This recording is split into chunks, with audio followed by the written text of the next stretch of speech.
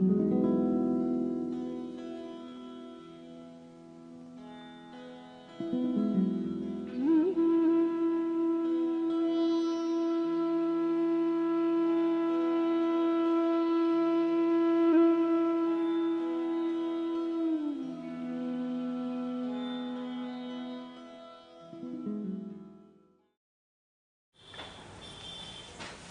getting ready to get into the teaching proper. So far we've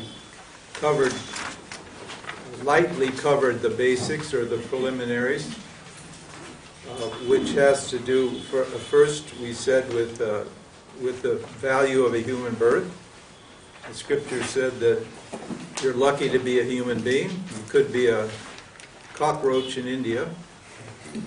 Fortunately, you've got a human birth. You're also lucky because you have the good sense to know that there's nothing in samsara that's going to make you happy. And so you're seeking for self-knowledge. You know the value of self-knowledge. And you're thirdly blessed because you have access to a qualified means of self-knowledge, a valid means of self-knowledge, i.e. Vedanta. Vedanta is a means of liberation. It is not a philosophy. It is not a school of thought. It is not the revelation of a mystic or mystics. It's not any of those things. It is simply a means of self-knowledge. And it operates not by giving you an experience of the self. You're already experiencing the self 24/7 because you are the self, and you're always experiencing yourself. It doesn't promise you any mystical experiences, transcendental experiences, out-of-the-body experiences. It doesn't promise to put you in the now, because as awareness you are the now. It does not promise anything at all. It just simply removes the funny ideas that you picked up here and there about who you are.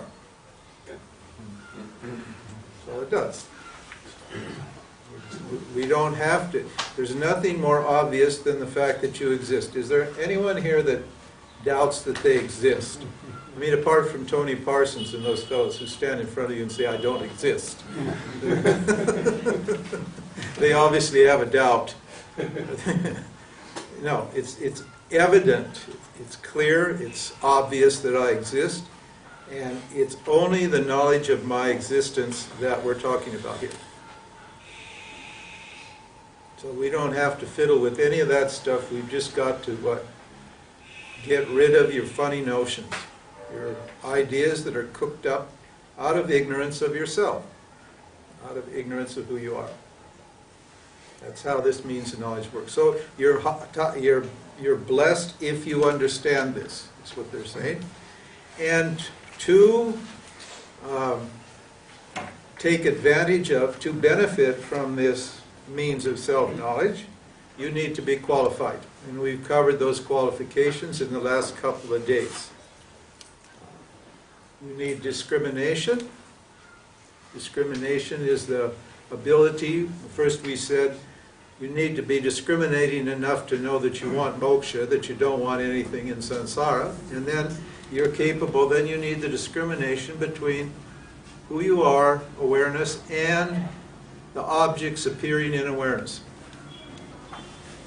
And an object is defined, we said, as anything other than your own self. Okay?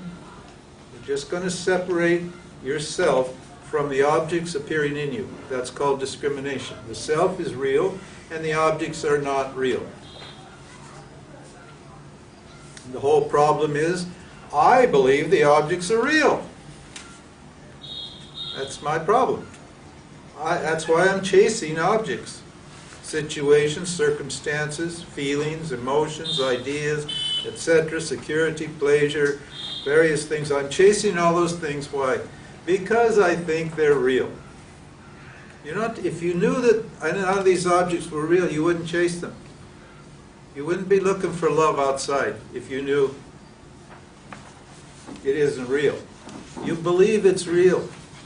This is the world of experience. So in this world of experience, which is just made up of all kinds of, a whole big soup of objects, ever-changing soup of objects, you believe that some things in there are real and those things you pursue. And Vedanta is very clear that those things are not real, that building your life on those things is only going to result in suffering and sorrow. Christ is reported to have said, "On this rock I build my church." And the rock he was talking about was awareness. It's consciousness on yourself. I build my life. Your church is a holy thing. The life is your life, means church. You're a holy person. You're a holy being. You're living in a holy non-dual reality.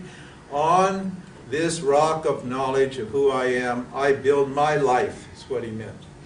If you build your life on that rock and not on the shifting sands of time, you'll be fine.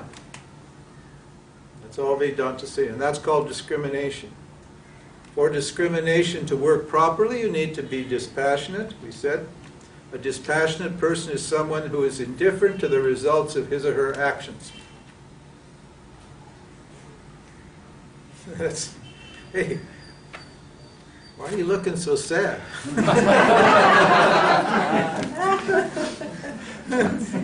I'm doing those actions precisely for the results. Huh? That means I'm not indifferent. That's why we have all these emotional problems.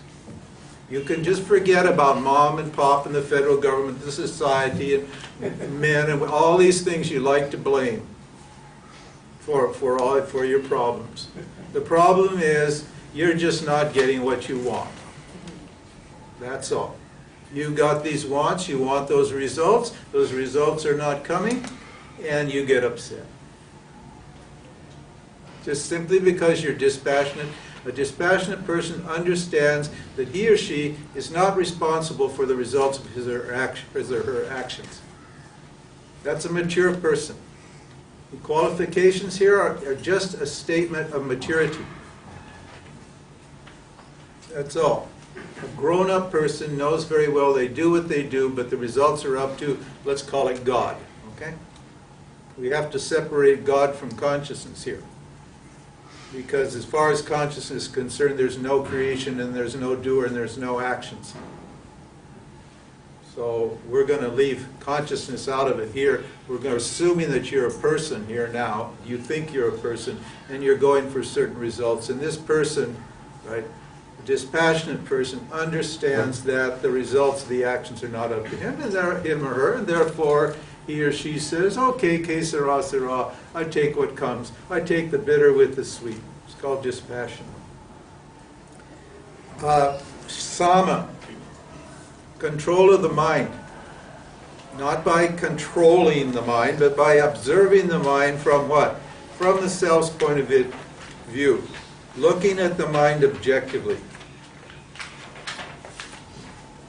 Another qualification. If you can't control the mind, we said the next qualification was you need to at least be able to control your senses. That's called Dhamma. Keep your senses where they belong.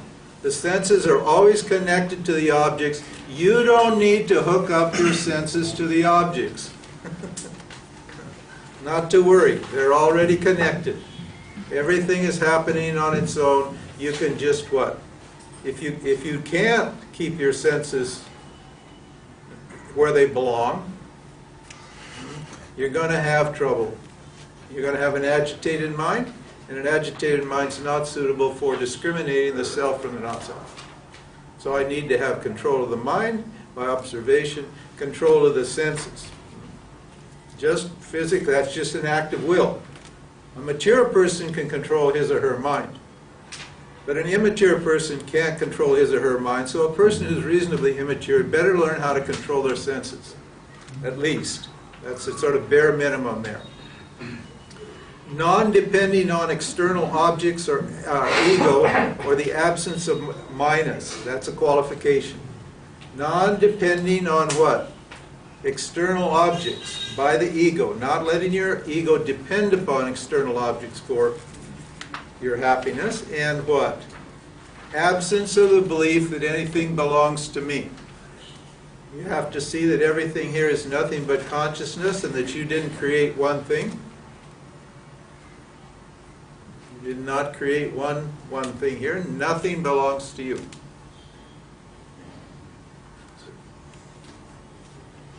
The hard and fast conviction, this is called Shraddha, that the words of the scripture and the teacher are true.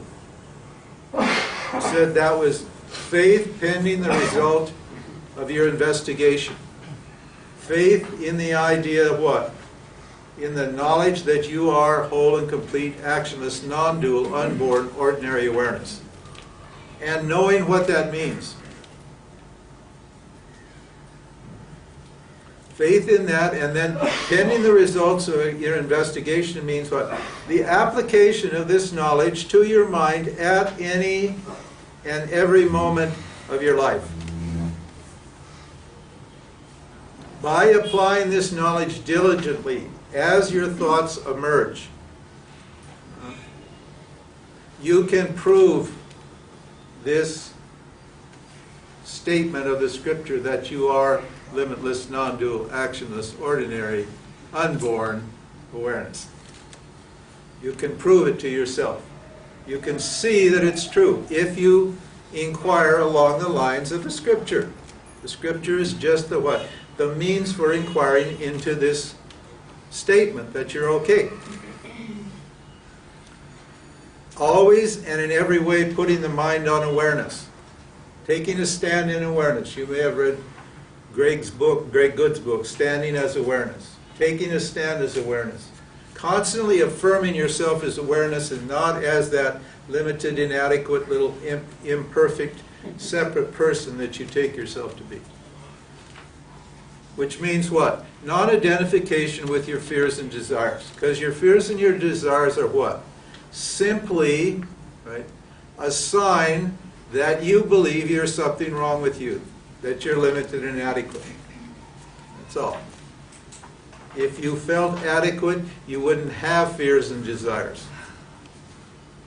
If you felt okay, they wouldn't be there.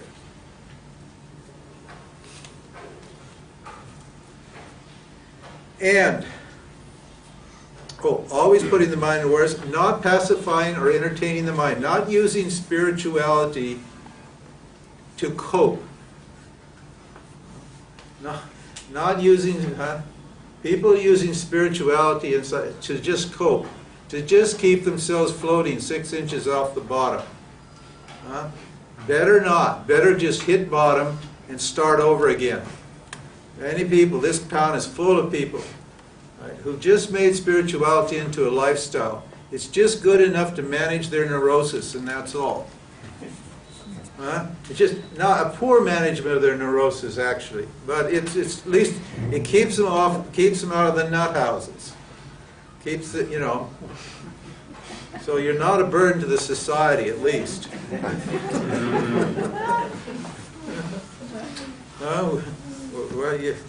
Not pacifying or entertaining the mind with your spiritual work. This is not a game.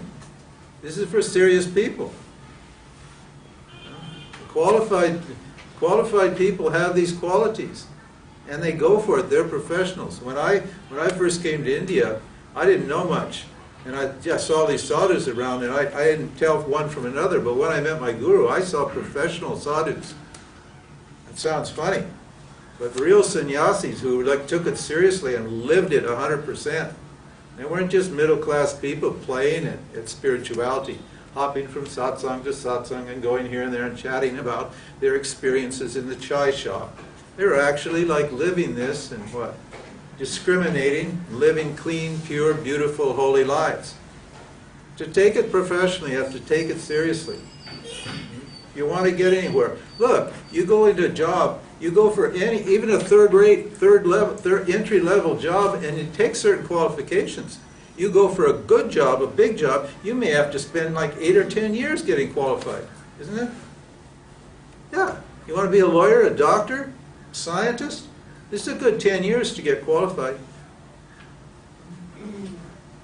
Why should spirituality be any different? This is a much tougher code to crack than E equals MC squared.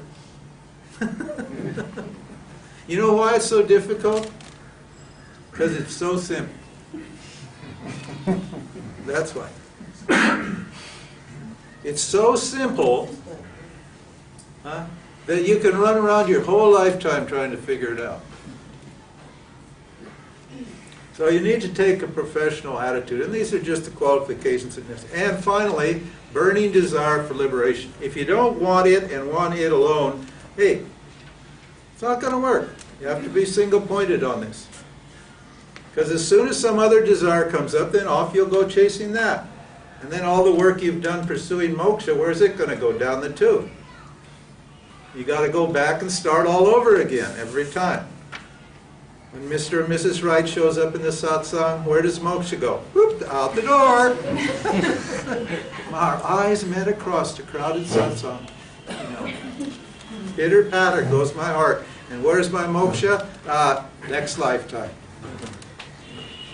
So, qualified person, qualified teacher, qualified means of knowledge. Oh, the teacher. In the last bit we said, it says that, we said that you need to have a teacher.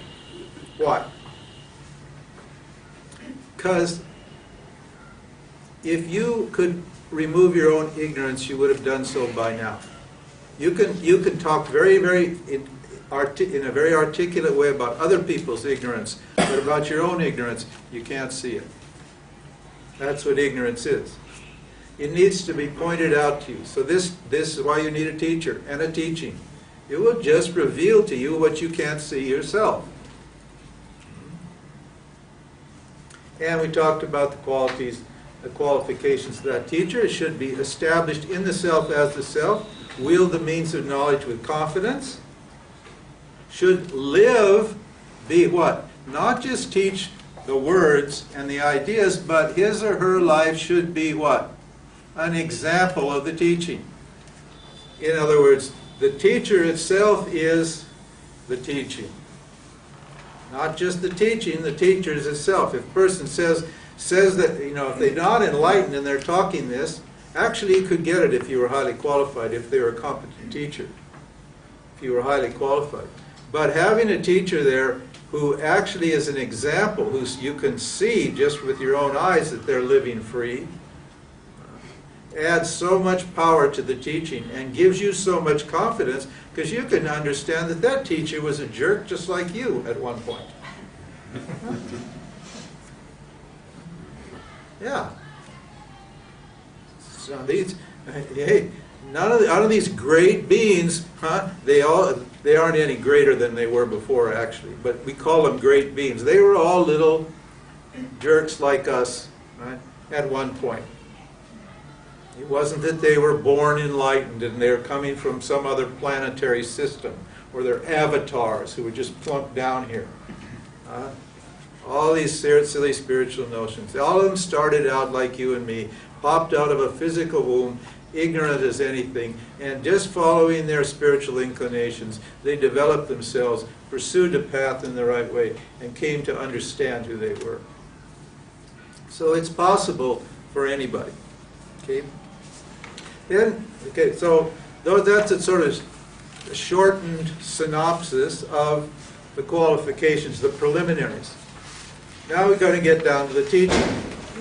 We already did 3 days just on qualifications. And we could do more, actually. There are other aspects to this, but that's the basic story here.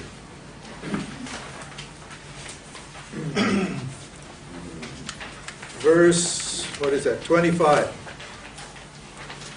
The answer to the following questions will now be explained. The nature and origin of bondage, how it is sustained, how liberation is attained, the nature of the not-self, the nature of the self, how to discriminate between the self and the not-self. Listen carefully as the discrimination is taught in detail, and apply it diligently at all times.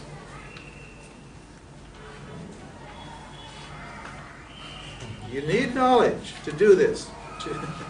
To discriminate, you need knowledge, you need understanding. Just like just to fix a car or any other appliance, you need understanding. Do you ever try to fix one of these modern computers or something? Forget it. You start tinkering, it just won't happen. You've got to what? Take it to somebody who has the knowledge. So to discriminate, to do spirituality here, you need understanding, you need knowledge. You're going to tinker under the hood here. The underhood of your car is called the subtle body. This subtle body is a delicate instrument. It's constructed in a certain way. It behaves in a certain way. You're going to see, I'm going to bring a chart maybe in a day or two, and it's going to blow your mind to see how complicated and complex you actually are. And you should understand how complex and complicated you are, and what you can do about it, and what you can't do about it. Before you even begin, see, we're not even saying you're just forget all the spiritual stuff. Just listen and figure it out. Listen to what the sages have told us, and you'll see it's very interesting about Vedanta. No, you won't discover anything new. You'll say, "Oh my God, I knew that. I knew that all along." You do. You know all this stuff, but somehow you've forgotten it, or you're unable to put it all together into the great mandala, that of the great vision of non-duality.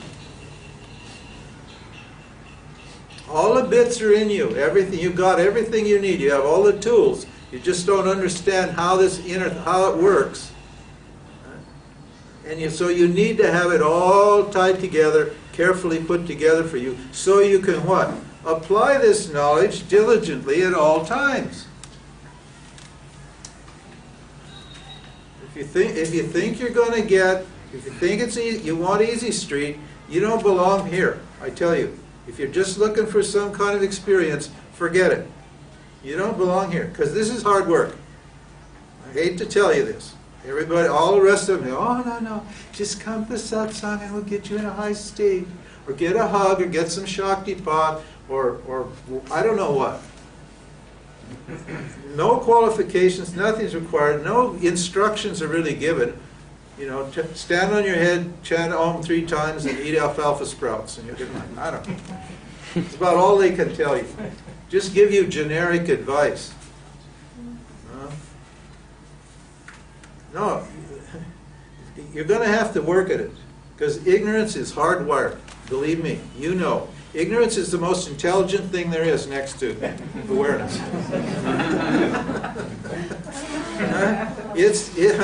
It's bound and determined and deeply committed to keep you stupid.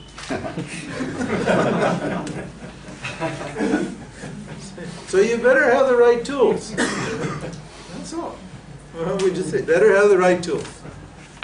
We got the tools. Vedanta is just a toolkit. But you need to know what the tools are, how to use them, how to work them, and so forth and so on. And this sadhana, the Vedanta sadhana, the practices of Vedanta, is not just listening. First you have to listen, but then it's called jnana abhyasa. And it means the practice of knowledge. I've got to practice it. And what? And when should I practice it? At all times. Huh? It's not like, oh yeah, I'm into self-knowledge. I read the scripture once a week. I go to the satsang every month or two, like that. Yeah, it's great. It's cool. It's really cool. Hey, at all times. Because ignorance is cranking itself out of you like 24/7. Huh? I want, give me. Huh? You think, everybody complains about the beggars here, I tell you, but we're the biggest beggars. Give me this, give me some love, give me some job, give me a nice house. Oh, I don't like the smells here, you know. It's too hot, the mosquitoes, all these fears, these whining, complaining, all this sort of stuff. We're just begging reality to be different every 5 minutes. We're hoping we'll be different. Yeah. So, I got to do this all the time. If you want to succeed, on and off isn't going to work. You got to buckle up. Like Krishna tells Arjuna, man up. Stand up and fight. He's not talking about killing his guru and his cousins and stuff. He's talking about killing that ignorance inside himself. That part of yourself that's small and inadequate and incomplete and emotional and silly, full of craving and fears and so forth. It's like standing up to that person and like getting in a fight with that person all day long. Not letting that person win. Cajoling it, wheedling it, educating it, socking it on the nose when it needs it. Whatever has to be done. It's a constant dialogue, a communication, an inquiry with what? Your ignorance.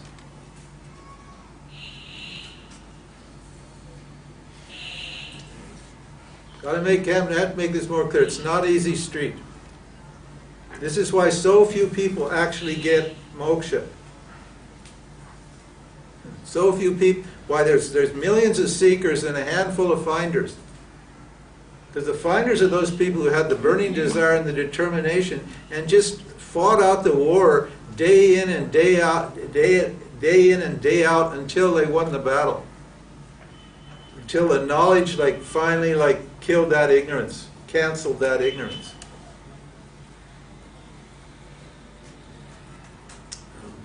Anyway, don't get discouraged. What's the I'll tell you why you shouldn't get discouraged. Because the alternative is worse. just being what you are is worse. Isn't it? Just muddling along, in a half-assed way, that's worse than manning up and taking up your sword and going for it. Much worse. Don't settle for less. This is an amazing thing. If you can crack the code, I tell you, you'll be so happy for the rest of your life. Every moment will be beautiful. Every single second will be beautiful if you can crack this code.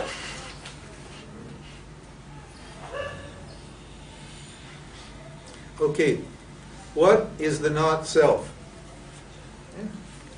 What is it? Everything. Yeah, everything.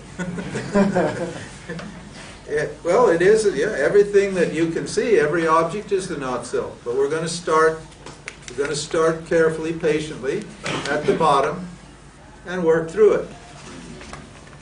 Because that's all. If you're highly qualified and you understand that every object is the not self, you're basically enlightened. Because what? If you understand it's not me, you won't be involved in it, will you? That's all moksha is Atma Anatma Viveka. It's not doing anything, it's just knowing that everything that appears in me is not me. So you don't give it the time of day. That's all. Okay, the physical body, starting at the bottom. This is the most obvious not self. And as you're probably beginning to think about it, how many times have you said when somebody touched you or hit you, please don't touch me? Haven't you? Huh? Some man meets you, or a woman, and some man meets you on the street and he starts touching you. Say, please don't touch me. Won't you say that? Why do you say, please don't touch me? Because you think you're the body. He's not touching you, is he? He's not touching you. He's touching your body. Huh? No, but you say, please don't touch me. Everybody's got this notion that I'm the body. Huh? So don't get lofty and fancy about it. You know, this is built into everybody. This is kind of our basic primary identification. And we got to look at it and try to understand what the body actually is so that you can see that it's not you.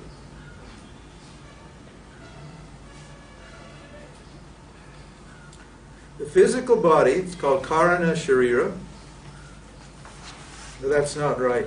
That statement is not right. Karana Sharira is the causal body. It's the Stula Sharira. S-T-H-U-L-A. Should be Stula Sharira. That's the word. Bad. It's my fault. I write so much that I forget. I make mistakes. The physical body is born as a result of the karma from previous lives.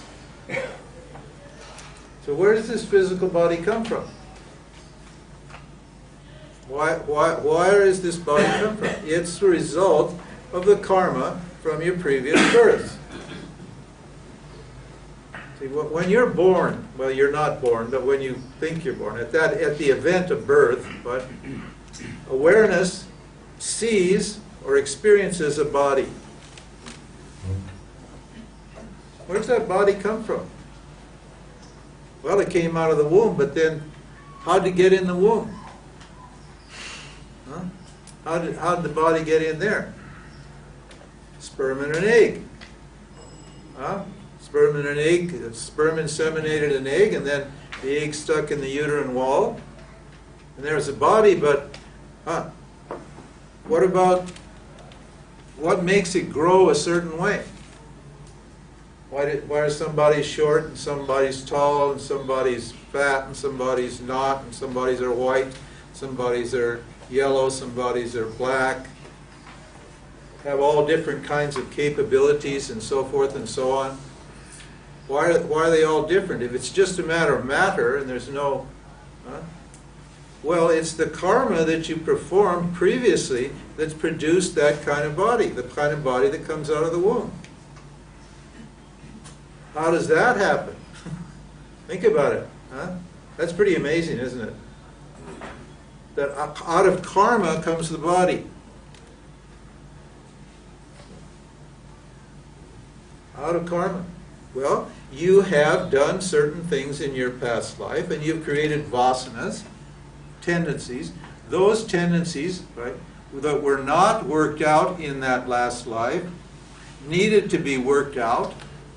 We're still there in abeyance. It's called prarabdha karma. It still needs to fructify. Your physical body wears out. Physical body dies. It can no longer get for you the experiences that are necessary to work out your desires and your fears, your vasanas. So it's gone, and what? Then the karma, the vasanas, are going to have to what? Produce a new body for you, according to what you did in your past life. So once that sperm and egg have been inseminated, they're sitting in the uterine wall, and there's a secure place for the material aspect of the body. Then the vasanas propel the subtle body into that fertilized egg, and what? And the karma and the vasanas start to shape the subtle and the gross body for the next incarnation. It's coming from the past, from your past actions that it comes.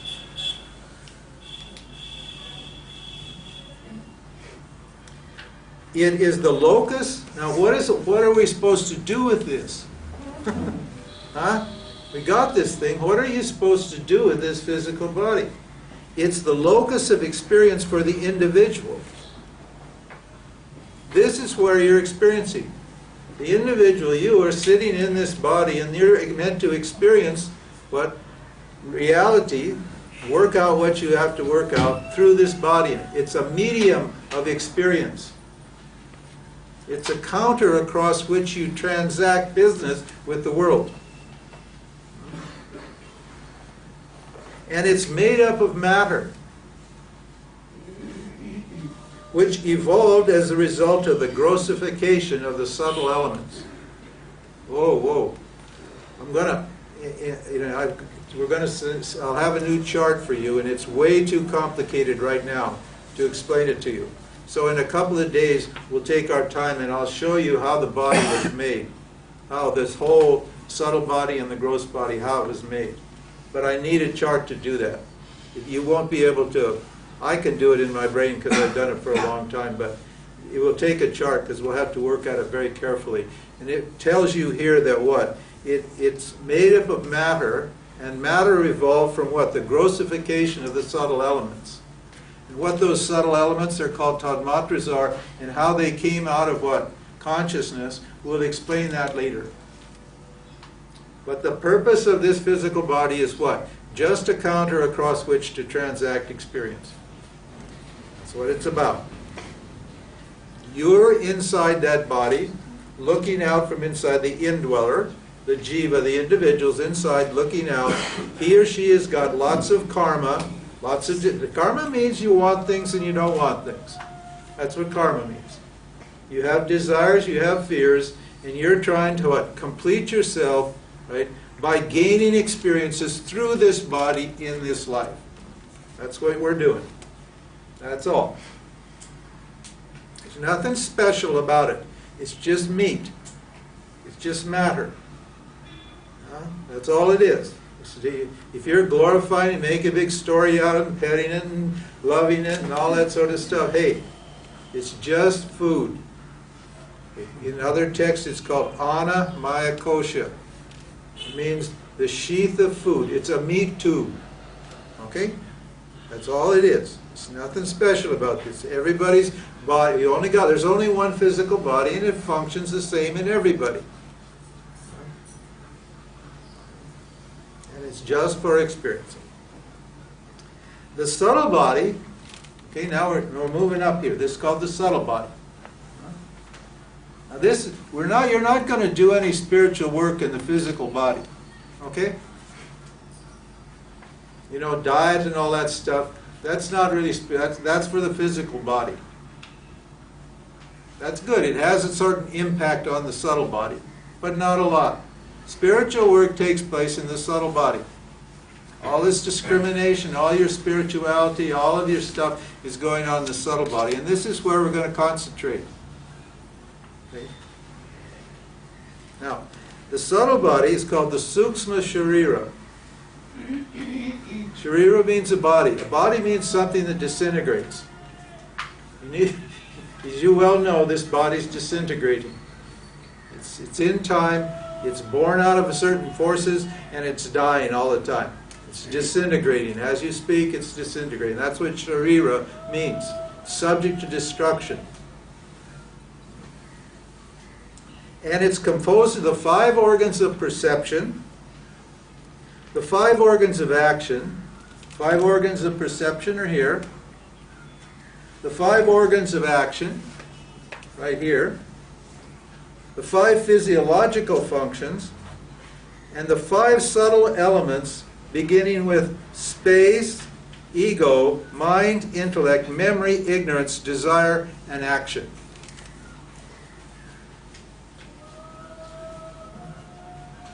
Hey, that's the subtle body's 5 organs of perception. Why do you have 5 organs of perception? Why don't you have 6 or 8 or 7? Everybody's got exactly the same. This is government issue. They just hand it out. Everybody gets only 5. Why do you only have 5 organs? That's all we need for what we have. There's 5 elements. Yeah, because there's 5 elements. Because there's only 5 elements. See, it said above here, the result of the grossification of the elements. When the subtle elements grossify, they become 5 elements. Air, fire, water, earth, and space. See how it's, you can see how it's put together? We're going to get into it in detail in a couple of days when I get my next chart. We're going to add more to it. But there's 5 perceptive organs because there's 5 elements. Each one of these elements has a property. Consciousness is there in the beginning. Then what? 5 elements emerge, 5 subtle elements. They combine in a certain way, make 5 gross elements, and all of those elements have certain each element has a property. And out of those properties, what?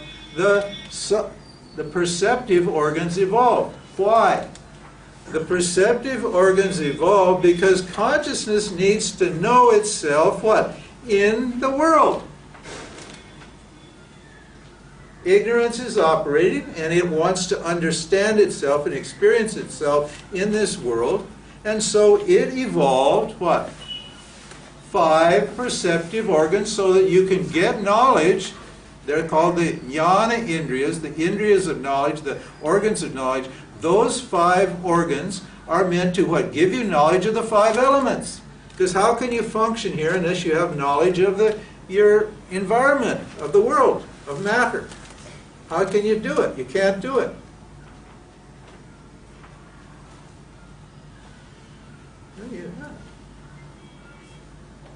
You need to have information before you can act. Before you can know anything, before you can respond in life, you need to have information. So consciousness evolved these 5 perceptive organs for simply what? For the knowledge of the 5 elements.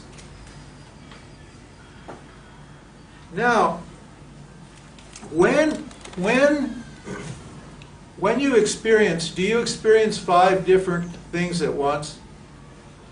No, you don't. You have just one cogent experience, isn't that right? In other words, all of these 5 streams of information that are coming from the world, your environment, the physical environment, there's 5 avenues of information, those are all integrated into one experience.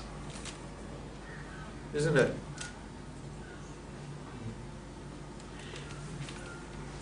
Enter the mind. Consciousness said, hey, this is not good. It's like going to a multiplex and looking at 5 movies at once, you know. Trying to keep track of the information, huh? Not going to work. So what consciousness did was it involved a mind. A mind is called eka. The mind has several functions. The fundamental or basic function, the most rudimentary function that relates to perception, is called integration. It integrates all the sense organs, all the sense information into one experience. 5 organs of perception, 5 organs of action, we'll get to that in a minute. 5 physiological functions, we'll get to that also in a minute. The 5 subtle elements and so forth and so on. We'll talk about that later. Now, something is happening in my life. Something's happening in my life. I need to respond. Every minute you're responding, aren't you, to something that's happening? Every second. Information's coming in and you're acting. Every second. Just instantly. Every minute. Things come in, you're reacting. Things come in, you're reacting. Now when something happens in your environment, how do you know how to respond to it?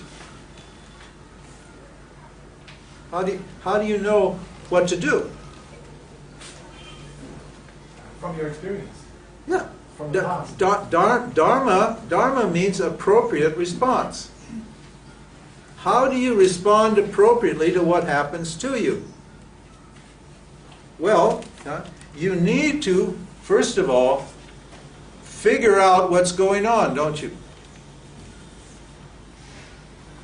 So then what the mind does, the consciousness here, first it integrates, it's integrating all the time, and then it takes on another function.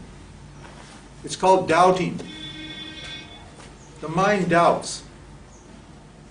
You know that? You're always having a doubt, aren't you, about something? Huh? Isn't there always a doubt about something? About all the time that's going on. What should I do next? What's going on here? What's happening? Because you want to know how to respond. And why did consciousness evolve the mind? that functioned. Why did it evolve that function? It evolved that function because what?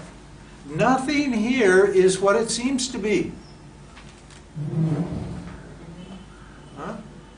Nothing in this matrix is what it appears to be. That's why it's called Maya. Huh? It's in a state of perpetual flux. And there are billions of forces operating and objects moving and operating here, changing at an amazing rate. And so you can never really tell what's going on. So you need to stop and think about it, have a doubt. You're supposed to doubt. Huh? You say, oh no, I'm not supposed to doubt. I'm just supposed to believe and accept everything that happens. Surrender to whatever happens. No, you're an idiot if you surrender to everything that happens. You better, huh? I'm sorry, this is not probably what they're telling you out there. I don't know, but you're an idiot if you surrender. You should doubt, have a question about everything that happens. Do not believe anything. Please. Have your doubt. Ask your question. What's going on here? And what should I do about it? Okay. Now, to resolve a doubt, I need information, don't I? And as Lyndon says, where do I go? I go to a past experience. That's how you respond, isn't it? The intellect, so consciousness evolves an intellect. The intellect can resolve the doubt. That's why the next stage, the next subtle level of evolution. Consciousness evolved an intellect. An intellect is the one that can take information based upon the doubt that's operating here, can resolve that doubt with reference to information. It's the thinking function. But where is the intellect getting its knowledge from? From conditioning, from its experience, from its past experience. So what does it do? You just checks with what I've done before, and then what do? It says, do this, do that. Now this is all unconscious. We're stringing out this whole process of perception. Huh? It's all taking place instantly. You're not seeing any of this happen. This is happening all the time, every minute that you live. This process is happening. We're stringing it out for the purposes of understanding. Because if you're going to work on yourself, you better understand what you're doing here and how you perceive, what perception is, what knowledge is, what action is, and so forth and so on. All of these things you need to understand. So the what happens? You smell smoke in your house. What do? Call 911. Or run and get the hose. Whatever it is. You know, somehow you're programmed to know you need to what? Respond, you need to get water to put out that fire. That comes from past experience. If you don't have a personal experience of that, you have access to the collective experience. It's called instinct, or the macrocosmic experience. That's all there. You can often access that mind, that bit of information. That's called God, or God's mind. You can access that and respond instinctively or intuitively to a situation. And then what happens? You send an impulse to the ego. Ego is called the doer. Because you're not going to act unless there's a doer to act, is it? There's that doer's your I sense. The doer is the person you think you are, and he's interested in saving his ass. Huh? This is the one that's interested in getting what he or she wants. So he or she's the one that's doing the actions. So the intellect sends the information there and tells the ego, hey, you better run like hell. The house is burning down. And then what does consciousness do? It becomes an emotion. Again, kicks up an emotion instantly. What is the emotion? Fear. It generates fear. And the mind becomes what? An emoter, a feeler. And then what happens to the impulse? It what? It goes down to the active organs, the 5 organs of action. Huh? Why are there 5 organs of action? Because there's 5 elements. All 5 of these are connected to the 5 elements too. And then what do? You run. You get the hose. You respond to your environment physically.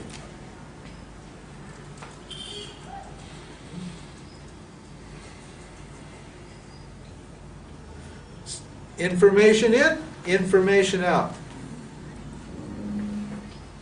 Where is all this taking place? In the subtle body. This is what you call perception or experience. This is how you experience. This is all experience is. Forget about your specific experiences. Everybody, every human being experiences exactly the same way. There's no special individuals here.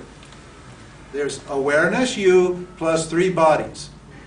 Causal body, a subtle body, and a gross body. And this is how perception works. Nobody here is special. You're not unique in any way. Everybody has all of these same functions and operates exactly the same way. It's just a machine. That's why look at how scientific it is here. Huh? Isn't this Vedanta great, isn't it? I mean, it's just so damn scientific. It's so impersonal. Even the language is impersonal, isn't it? Huh? There's no personality involved in this. There's just impersonal, non-dual, ordinary, actionless, ever-present awareness operating 3 bodies here. That's all you are. Your awareness plus 3 bodies. And this is how you function. It's here. We're gonna unfold it a little bit more detail when I get the bigger chart, the other chart, next chart. You'll see. So I'm purposely ignoring some of the information in here. Don't worry, we'll get to it. Hey, now think about this. Where's the self in all this? Where's consciousness, awareness? I use these terms interchangeably for now, awareness and consciousness. They mean the same. Later on we're going to distinguish reflected awareness from awareness and reflected consciousness from consciousness. But right now we'll just say awareness and consciousness being the same, okay? Where in this process of life, that's just life, where is awareness? As far as everywhere, well, as far as you're concerned. As far as you as an individual are concerned, where's awareness? Yeah, it's everywhere, that's true, but so what? So what? No, as far as me personally, the guy who's what? Having experiences, right, having stimuli come in and responding to life, the living, conscious being, as far as that person is concerned, where is awareness in that picture? Right here. Illuminate. It doesn't exist for you, does it? Huh? It doesn't exist for you. Why doesn't it exist for you? It's not part of your experience, is it? You can't see it. You can't see it, that's right. You can't see it, you can't feel it, you can't taste it, you can't smell it, you can't touch it, you can't have sex with it, you can't do anything with it. You can't even see it. Why can't you see it? Because you're totally involved in reacting to what's happening. In other words, all your attention is involved in this stimulus response mechanism. That's why you're not, yeah, it's everywhere, but so what? If it's everywhere, then what? And you know you're it, then problem solved. Huh? But you don't see it, you don't know it. Because what? You're just too wrapped up in this stimulus response mechanism. In this perception response situation. You see why it's so hard. See, when we're all talking about awareness, you can see why it's so hard to understand, because we don't have any experience of it.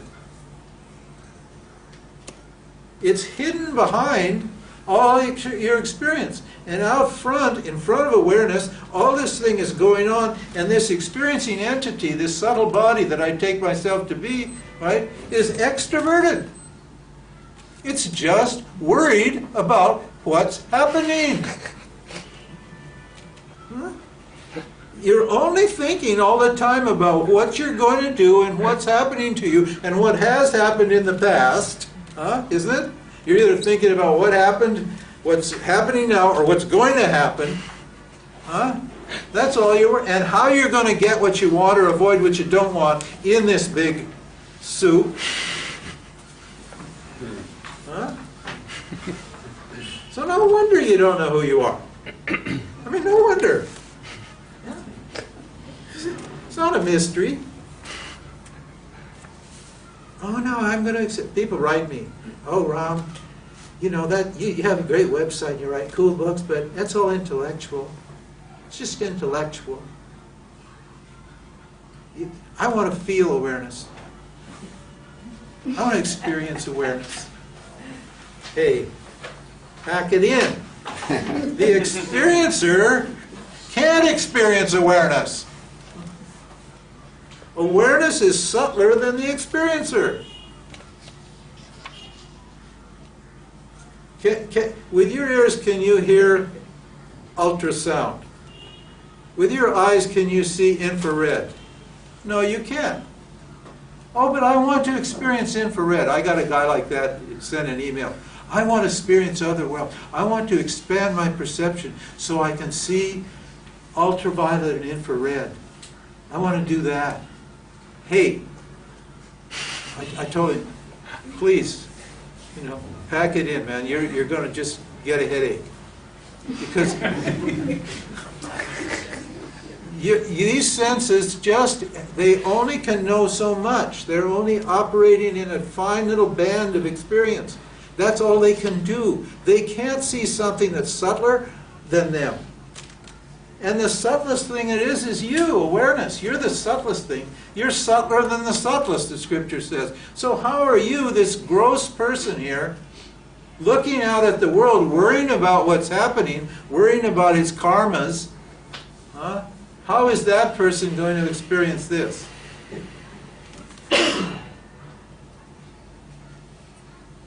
You can basically, you probably won't go to any more gurus after you've heard this, because that's all the gurus are telling you. They're telling you it's all experiential enlightenment. Where do they get that notion that it's experiential enlightenment? Oh, that knowledge, it's all knowledge is intellectual. We're talking experiential enlightenment. Well, hey, if enlightenment is experiential, then you're already enlightened, because there's only you, and you're only experiencing yourself all the time. But this person you think you are is never, ever, ever going to experience awareness. Because as we said in the very, very first verse, remember verse number 1? Some of you weren't here. Verse number 1, it says here, I honor the teacher, the limitless self, whose nature is bliss, who cannot be objectified by the senses and the mind.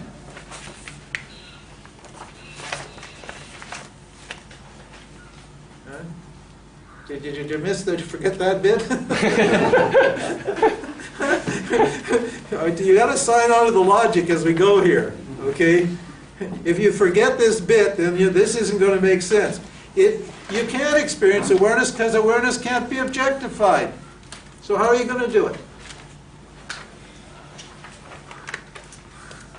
What do we got here? Yeah. Okay, take 10.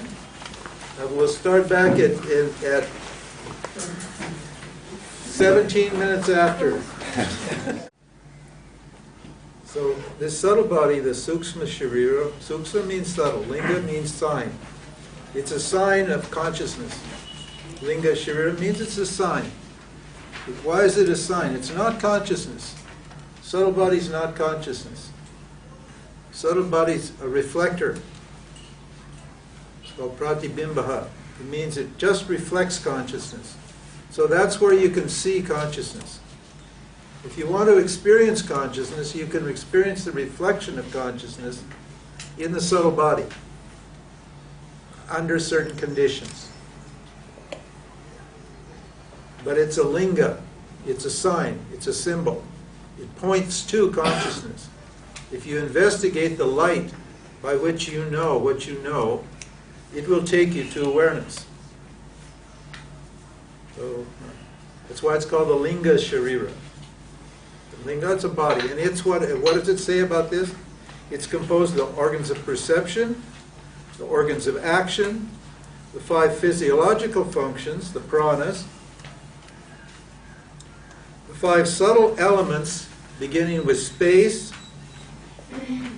and that means space, earth, water, fire, and air. These are the subtle elements are here. These are gross elements down here. We're going to explain how the gross subtle elements become gross elements. We'll explain that later.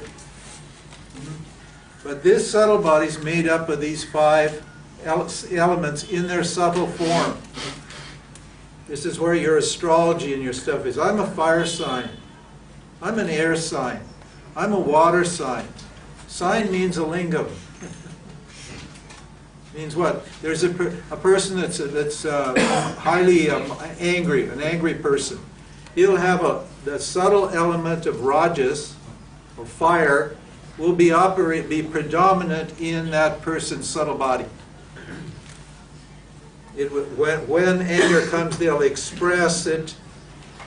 When emotion comes, they'll express it as anger, fire. It's a fire element. The water element is there, your emotions will be different. The air element is predominant there, then you'll express your emotions and your thoughts and so forth differently. Your feelings and all of that. That's because it's made up of these subtle elements. In the subtle form. Down here, the gross form. These are the gross form where you can see them with your physical eyes. But in the subtle body, they're subtle. They're perceived, they're felt. But they're not actually directly experienced through your senses. They're subtle. So we're going to, again, explain it. We'll explain this in detail. Not because you really want to know all the details, but what you're going to find out is that basically you're just going to give up trying to do anything about anything. You know, Ramesh will tell you you're not the doer, but Ramesh never told you why, never gave you the knowledge to make sure you gave up thinking you were the doer. So you keep right on saying, I'm not the doer while you're doing. But when you see the way this thing is constructed, you'll just pack it in on thinking you're a doer. And then you'll be ready then you'll really be ready for inquiry.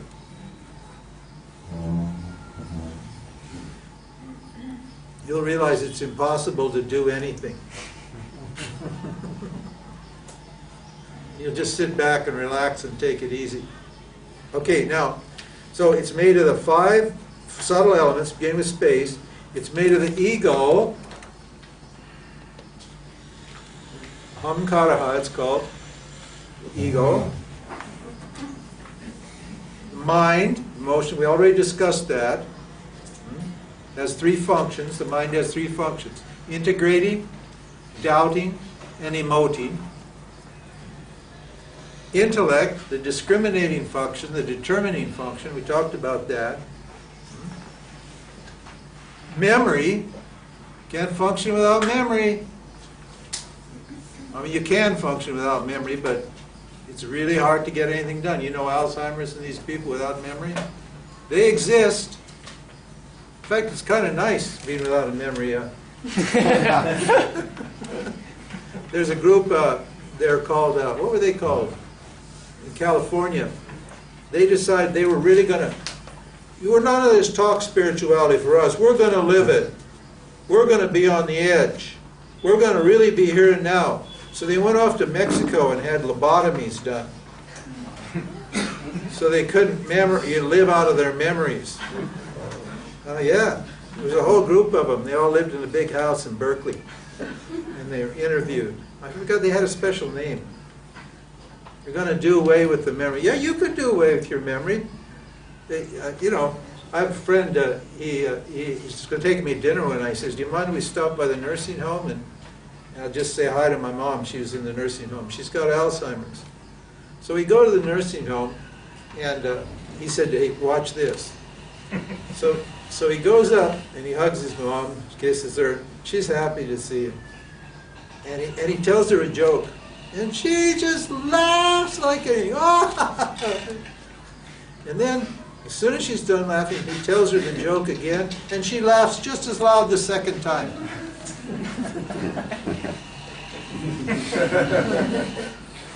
The self is there, the self gets the joke, it's there, but no memory. So memory is very useful. And that's one of the functions.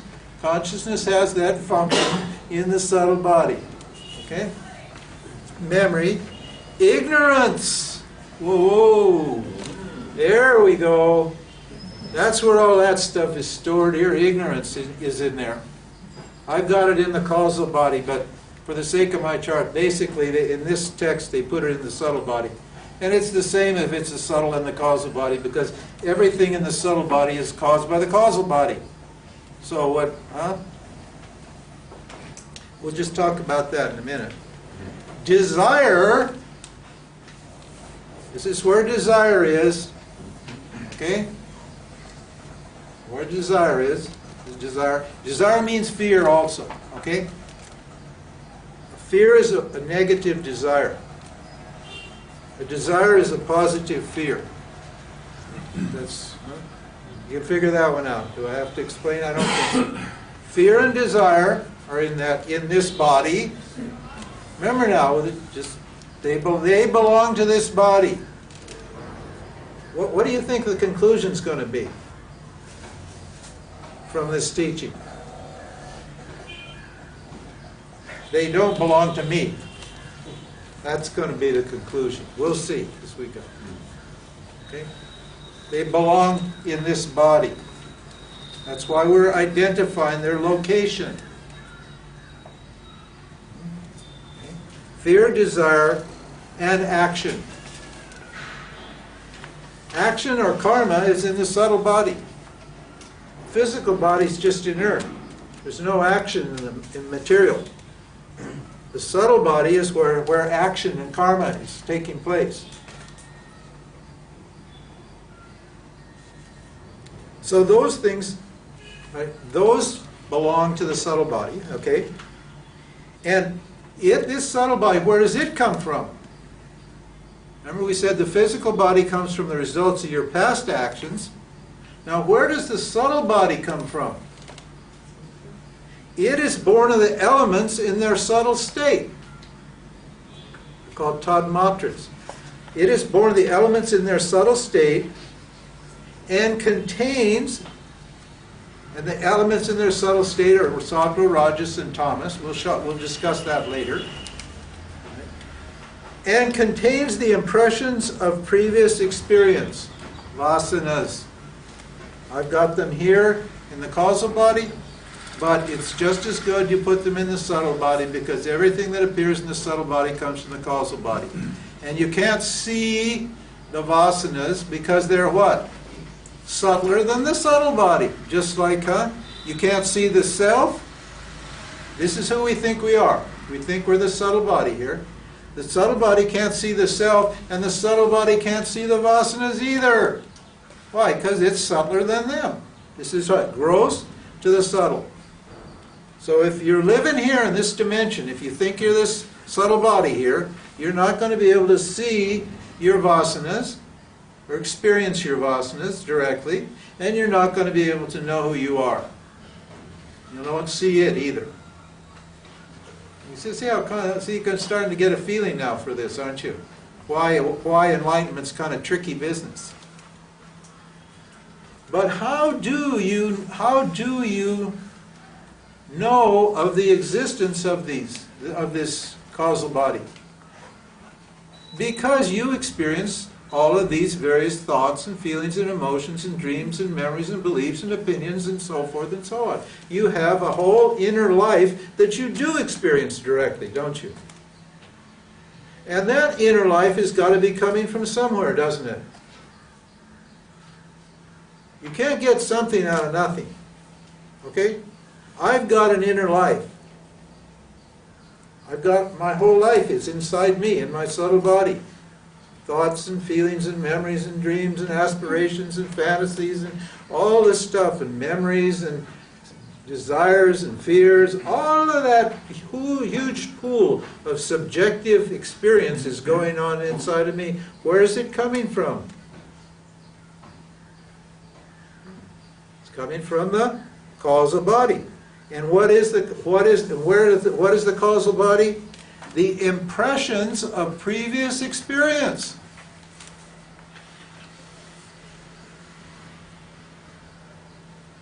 Those impressions are called vasanas. Vasana means a fragrance. Fragrance. That's the literal meaning of the word vasana. A perfume is a fragrance. They're called fragrances. Why?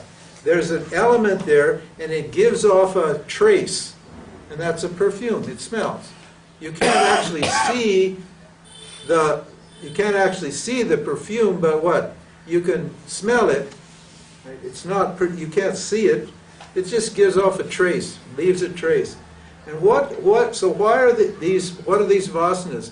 They're the fragrance of my past actions.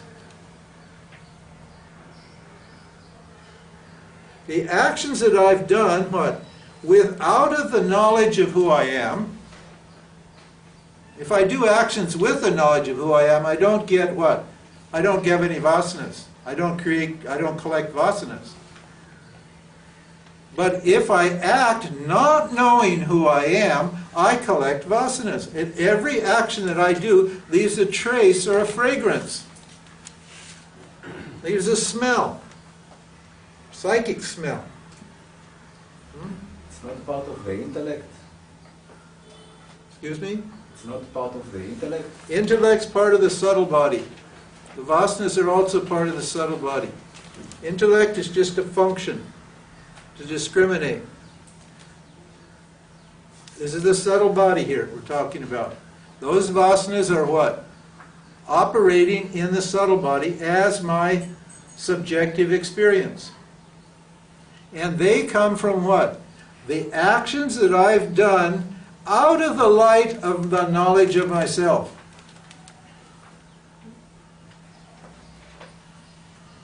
When you meet Mahatmas who burned their vasanas, or yogis whose vasanas are gone, they don't have vasanas. Or if they do have vasanas, they're bhoga vasanas. In other words, they're just for enjoyment only. They're only vasanas that are left over and they just enjoy them. But when you're ignorant of who you are, what do? Think about this now. And what else is also in this? What else is in the subtle body? Ignorance. How does ignorance relate to the vasanas? Ignorance relates to the vasanas in this way, very directly. And ignorance means ignorance of who I am. Okay? Ignorance of my nature is consciousness. When I don't know that I'm whole and complete, what do?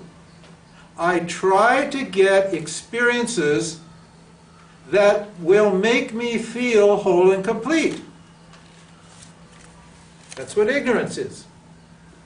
If you're whole and complete, you won't try to get experiences that will make you feel complete. Will you? I know this is hard to swallow. Because basically it means I've been barking up the wrong tree all my life. Isn't it? I've been chasing for happiness in experiences, And what do? Okay, no problem. You can chase for happiness when you inexperience to make yourself feel complete. But what happens? What's the downside? I get a vasana. That's the downside. What does that mean? That means I have a tendency to repeat that experience again. They're causal. They cause me to want to react in the same way again. So when a situation presents itself, what happens? That vasana takes over, it excites that vasana, and it forces the subtle body to perform karma. We said here, karma is in the subtle body. To perform karma, and when it performs karma, what happens? Another vasana is what? Generated. In other words, my conditioning gets heavier and heavier, deeper and deeper.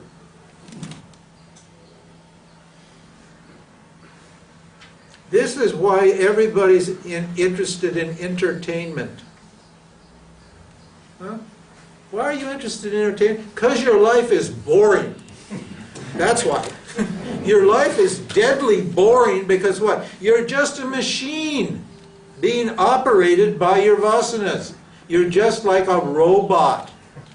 Huh? You see in the popular literature, the robots and the machines and all these mechanical things. That's just what? An artistic or symbolic representation of the robotic nature of human life. The fact that I just keep responding and get stuck in the same patterns over and over and over and over again means what? That I'm always responding to life, what? Out of my ignorance of my nature.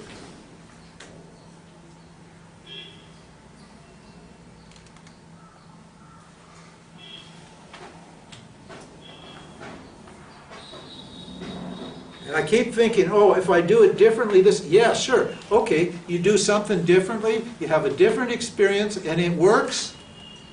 Huh? It works? Yeah, it works. It works for how long? Until, an hour, a day, a week, a month, a minute, a second, however long, we don't know. It works for that long, and then what happens? The ignorance of who I am comes back, I start to feel craving again, a situation presents itself and I go and respond the same old way. And I believe that this time it's going to be different.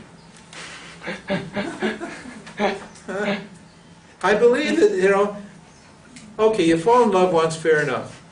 You fall in love twice, fair enough. You fall in love the third time, hey, you better start thinking. At 4 or 5 times you've fallen in love, you're an idiot. You're an idiot. Because it's not going to work. It doesn't work. Whatever satisfaction you get by acting out one of these vasanas is immediately replaced by a sense of dissatisfaction. When the what? The vasana is recreated through what? Through this mechanism. Vasana, kama, karma. Vasana, kama, karma. Kama means the desire and the fear. Vasana, what? That's the motivator. I got my desires and fears. Karma, action. Then what? Back again. Round and round. Addictions, compulsions. When this thing gets really tight, you become addicted. You become compelled. You're a total prisoner. The tail, what? Is wagging the dog. Awareness should be wagging the tail, but the tail is wagging the dog. This is your tail. All this physical, gross, and subtle bodies are your tail. And they're wagging you, pushing you, awareness, who's limitless and free, and immortal, pushing you all over the place, forcing you to do all these stupid things when you don't have to do one damn thing to be happy. Except know who you are.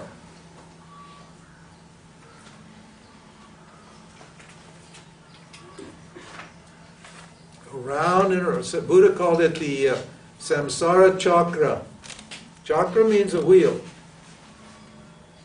It's a wheel of samsara. Samsara means what?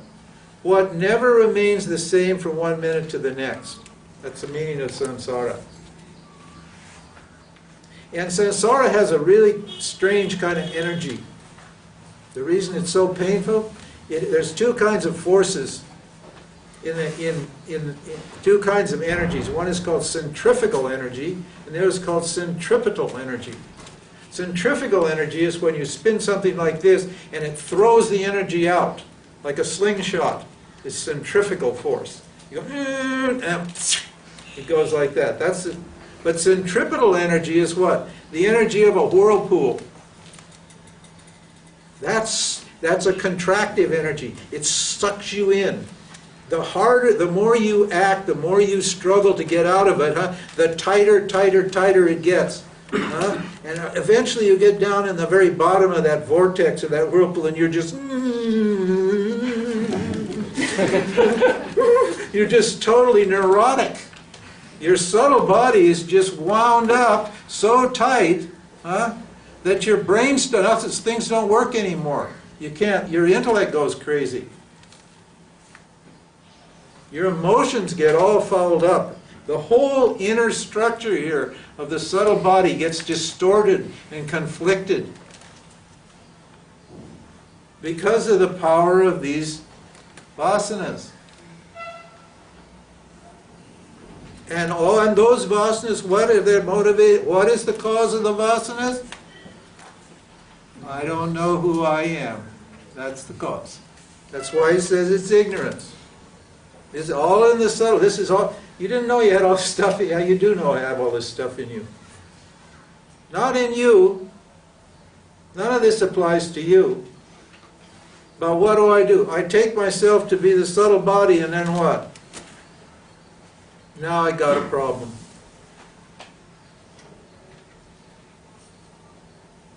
Now I got a problem. Because I take myself to be the subtle body. I don't take myself to be awareness. Conclusion? Find out who you are. That's the conclusion. That's the solution.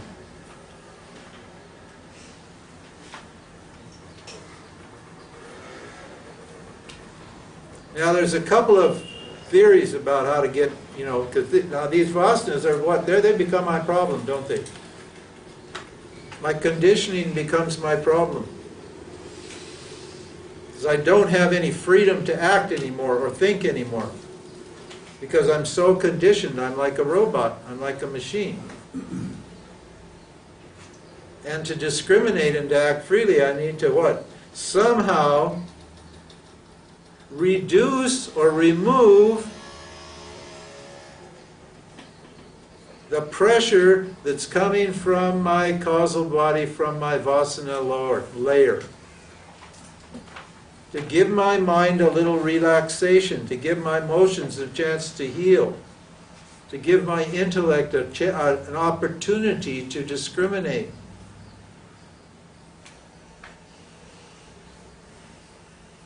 There's a theory comes from Patanjali Yoga, and that is that enlightenment is what? Chitta vritti nirodha. Have you read the Yoga Sutras?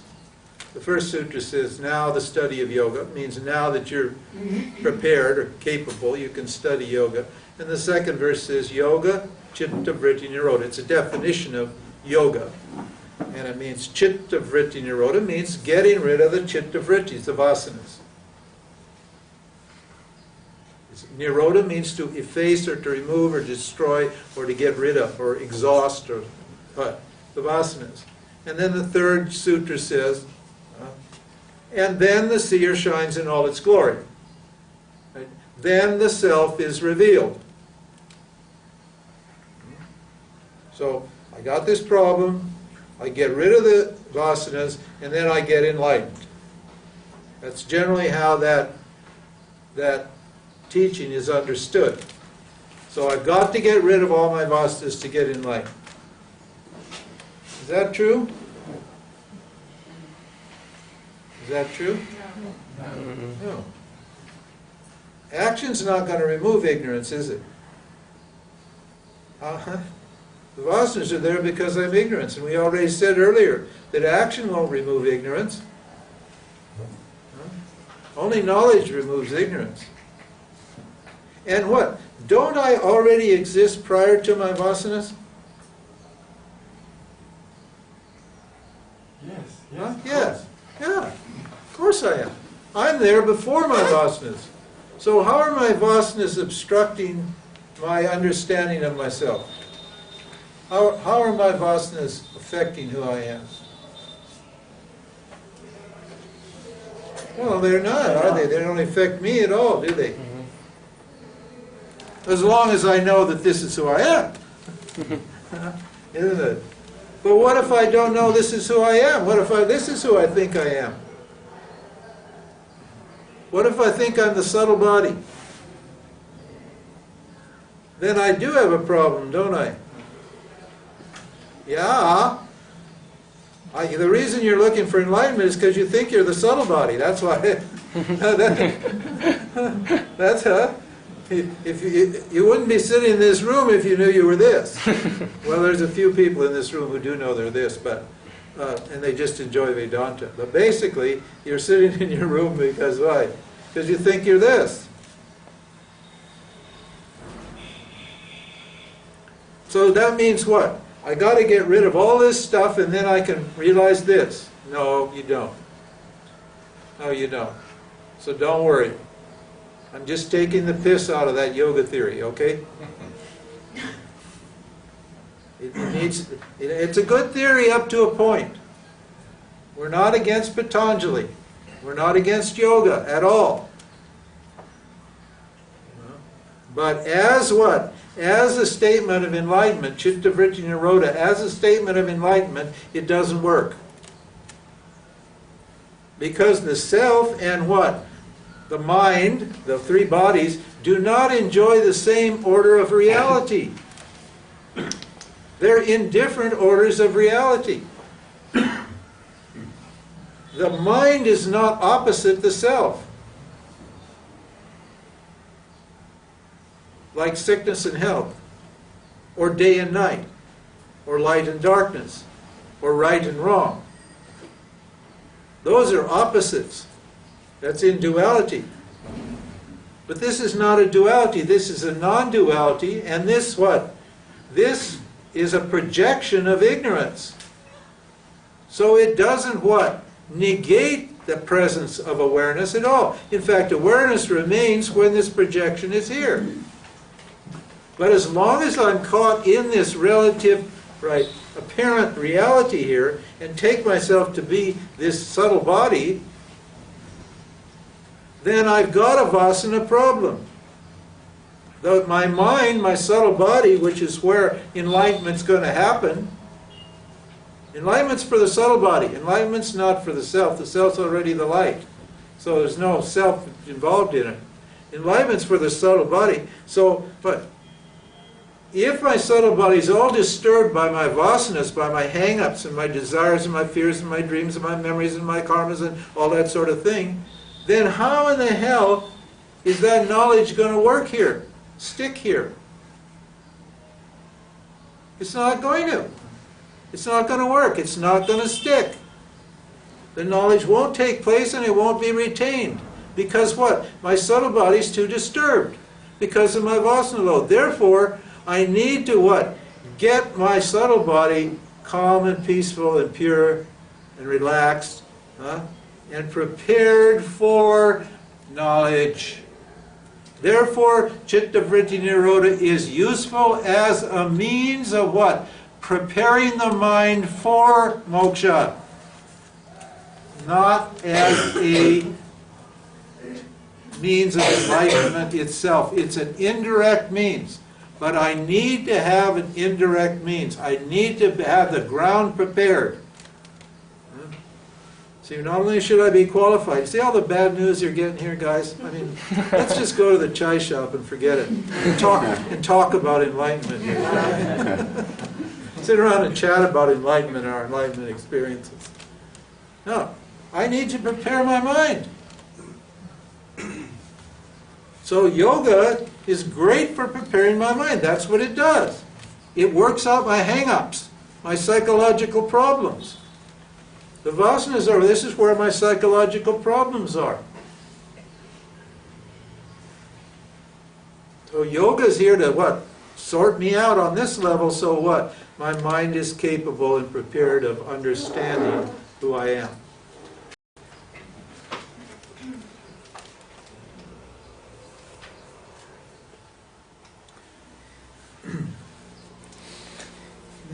Still we're on verse 29.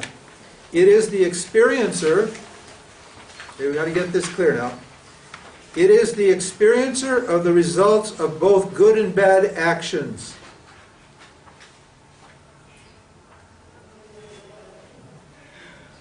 It's the this subtle body is the experiencer.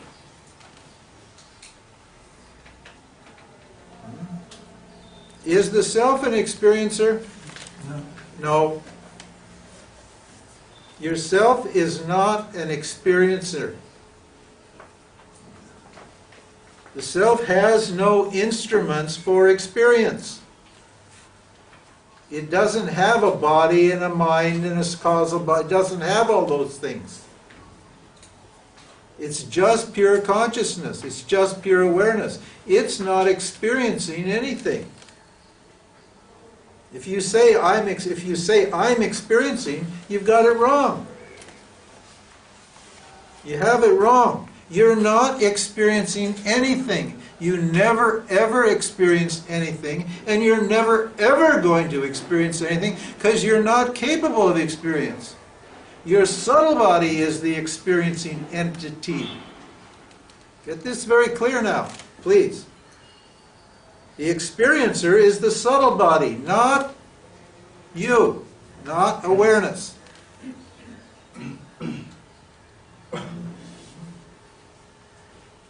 When you know, that's why people who know who they are don't give a shit what happens. They don't care. Saw Ramana, just touching video of him when he's really just dying, you know, and he's got the cancer. You know? And he didn't want any treatment, and they said, well, come on, Bhagwan, you know, we want to try to fix you.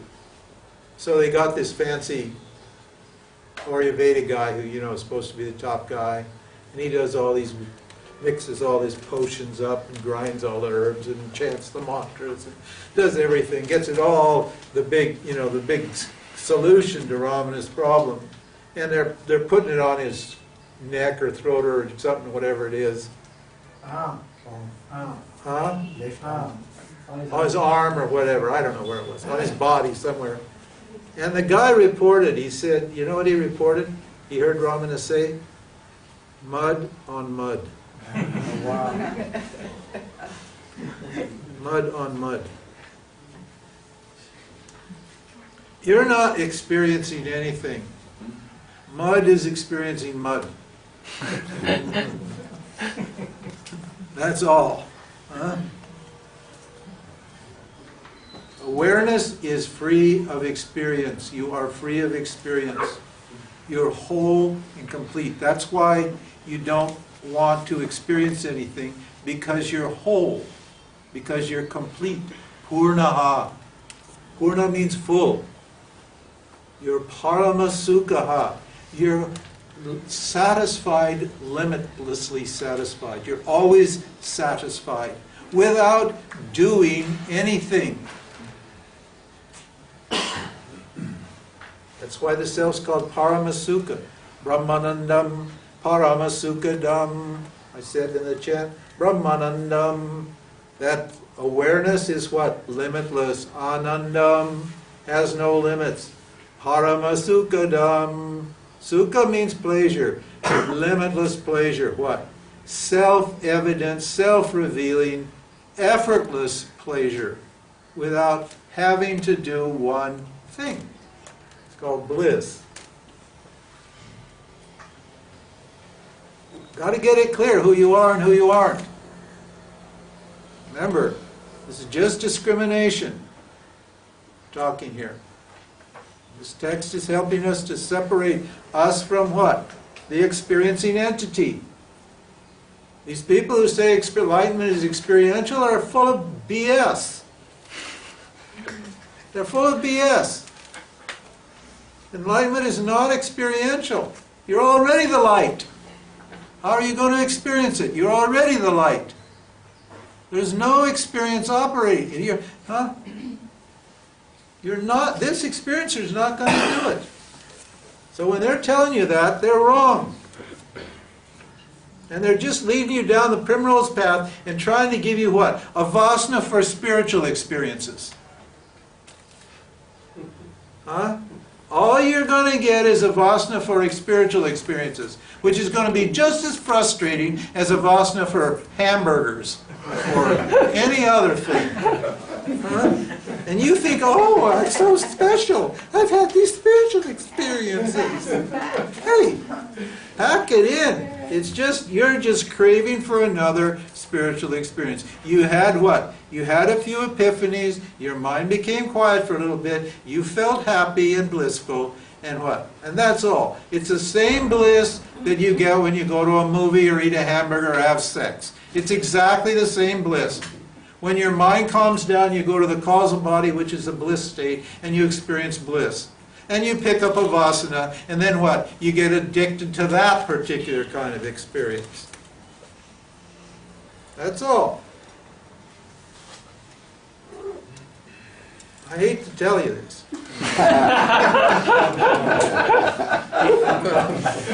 I lied.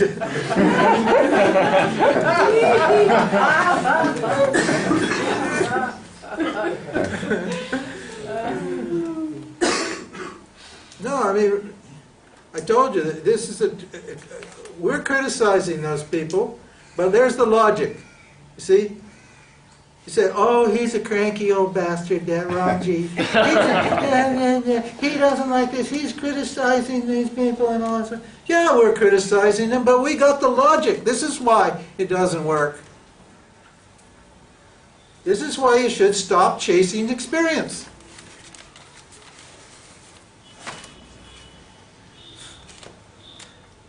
And convert your desire for experience into a desire to know who you are. All that energy that's running into all this stuff, making things happen, right? All that energy should go into inquiry. If you take that energy and you have a means to direct your inquiry, this is all this is. This is just showing you how to inquire. If you have a means and you put all that energy into this, you'll get moksha fast, I tell you.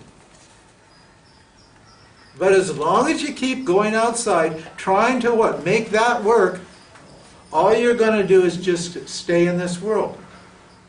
Now, what's going to happen now? There's going to be somebody clever that say, well, aren't you going to get a vasana for inquiry, Ramji? Yes, you will.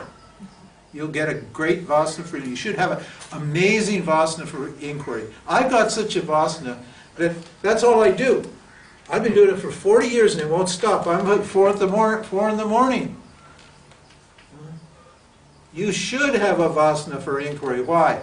What is the fruit? What's the difference between a vasana for inquiry and a regular vasana? A vasana for experience. What's the difference? The difference is that a vasana for inquiry, what results in knowledge. Which means knowledge is what you can't negate and which is always good, and which stops you chasing experience. Whereas experience doesn't give you knowledge at all, necessarily. Now in Ramana's case, there was a very, very interesting case. In Ramana's case, he had an experience, and what happened? You know, that was really, I mean, I shouldn't say this, or I'll probably get in trouble. I know, but that was really a garden variety spiritual experience. And it was nothing special, was it? I mean, he just laid down and pretended he was dead. That's what he did. Kids do that all the time. He was basically a kid. He was 17 or something. But, hey, never mind. What was the glory of Ramana's experience? Go read the experience on the wall. The glory of his experience, and there on my website, it's all analyzed. On the front page, there's a little picture of Ramana. If you click on that, I analyze that whole experience very carefully. What his glory was that what? He extracted the knowledge from the experience. He wasn't left craving experiences. He wasn't like sitting down trying to die every 5 minutes to get back the experience of the self. Was he? Like we're doing, running around from one guru to another, hoping to get another experience of the self. If you got an experience of the self, the knowledge of the self is hidden in that experience because the self is in every experience. The self is the what? The essence of every experience. And the knowledge of the self is the same as the self. So what Ramana did was, it was amazing that a kid that age should have that kind of maturity and that presence of mind. He just extracted, like it says in the scripture, he extracted the tender shoot of the munja grass from its sheath. He just took out the knowledge, and what happened? Problem solved. Search over.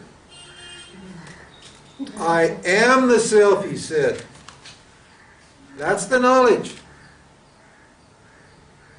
He gained that knowledge of the self through that experience. But when you're having some one of your epiphanies or spiritual experience, you get so emotional, you get so wrapped up, you're so experience-oriented, you don't like sit back and look at it and inquire into the experience and see what the experience is telling you. So you miss the knowledge every time. And when the experience ends, what happens? What happens? You want to get it back because it felt so good. You want it back. That's another vasana. Another big vasana. You get the vasana, whereas the knowledge, what? Destroyed the vasana. The knowledge of who you are destroys your vasanas. Krishna says in the Gita, there's no purifier like self-knowledge.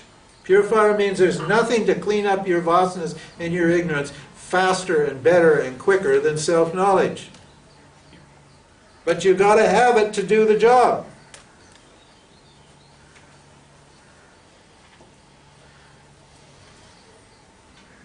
This knowledge experience thing, this is the essence of this spiritual thing. We got to get this very clear. If you're going to move on, if you're going to get free, you've got to get this very, very, very clear. I think the reason there's 50 people here or whatever it is, I mean, a few years ago nobody listened to me. They just thought I was just this cranky guy sitting in Usha's cafe blabbing Vedanta. But it's because I wrote this book, and then that book, in the second chapter, is about knowledge and experience. And it struck a big chord among spiritual people. Because they realized all this experience talk is talk. The logic is all there. Read the second chapter of the book if you want. We'll keep doing this. I'll keep hitting it for the next 2 months. We'll just go at it from all sorts of different ways. But we've got to sort this out. You've got to understand what the self is and what the experiencing entity is. What pure awareness is and what reflected awareness is. What the difference between the two is. That's called moksha. We said earlier, Atma Anatma Viveka, the discrimination between awareness and the objects appearing in awareness, is moksha. It is moksha because when the knowledge is clear and you can discriminate one to the other, you'll never confuse yourself with an object again. But until you're clear about which is which, who you are and what the objects are, you'll keep what? Confusing yourself with the objects. You'll keep identifying with what happens with your feelings and your thoughts and the people around you and all the stuff that's going on. You'll keep over and over and over, you'll keep identifying here. And when you do that, you just suffer, that's all.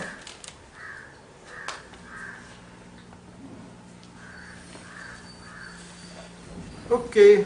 12 o'clock, that's good.